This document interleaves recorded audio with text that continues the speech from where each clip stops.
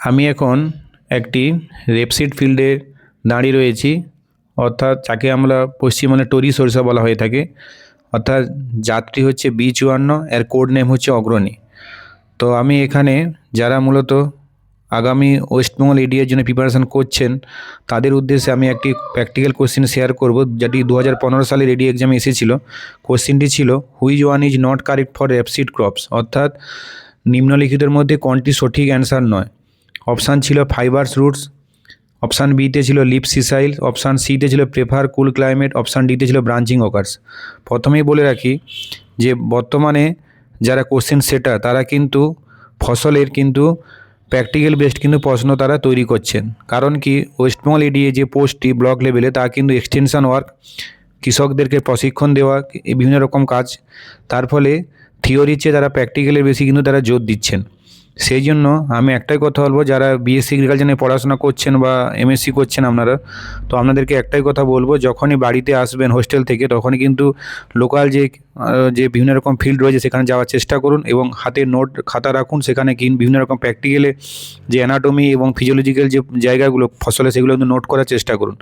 তো এখানে প্রথমেই বলি যে সরিষার কিন্তু রুট হচ্ছে কিন্তু ট্যাব রুট, আর এখানে ফাইবার রুট নয়। অর্থাৎ এখানে কিন্তু সঠিক অ্যান্সার হবে অপশান এ। আর লিপ সিসাইল হয়, আর কুল ক্লাইমেট অর্থাৎ ঠান্ডাতেই হয়। মূলত কার্তিক মাসের শেষ থেকে একেবারে বোনা শুরু হয়, মিডিল সপ্তাহ থেকে, বা ইংরেজিতে যদি বলা হয় সেপ্টেম্বর মাসের শেষ সপ্তাহ থেকে বীজ বোনা শুরু হয়। আর প্রিফার কুল ক্লাইমেটে ব্রাঞ্চিং অকার, মাসটারে কিন্তু যথেষ্ট ব্রাঞ্চিং লক্ষ্য করা যায়।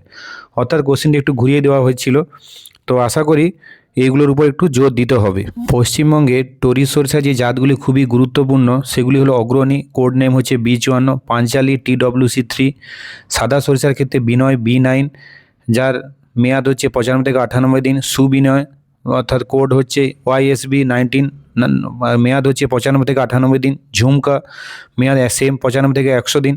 রাই সরিষার ক্ষেত্রে যে জাতগুলি খুবই গুরুত্বপূর্ণ সেগুলো Sita B85, Sharma RW85, Bhagirathi RW351, এছাড়া রয়েছে সংযুক্তা। এই জাতগুলো কিন্তু খুবই গুরুত্বপূর্ণ।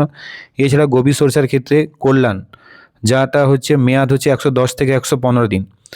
আর এখন বলে রাখি যে এখন মূলত সরিষা যে হাইব্রিড সরিষা কিন্তু যথেষ্ট কৃষক বন্ধুরা ঝুঁকি নিচ্ছেন, যেখানে হেক্টর প্রতি বা 1 কেজি সরিষাতে হয়ে যায়।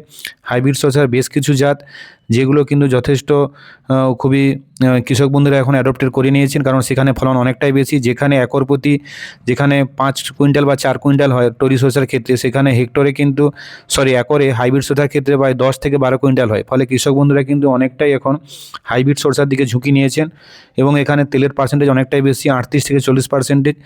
আরেকটা প্র্যাকটিক্যাল প্রশ্ন বলবো এখান থেকে, যে প্রশ্নটা প্রায় আসে যে সরিষার ফ্রুটকে কি বলা হয় থাকে, মূলত বলা হয় সিলিকুয়ে বলা হয়। আর সেপাল এবং পেটালস এখানে 4টি করে রয়েছে এবং স্টেমেন 6টি রয়েছে।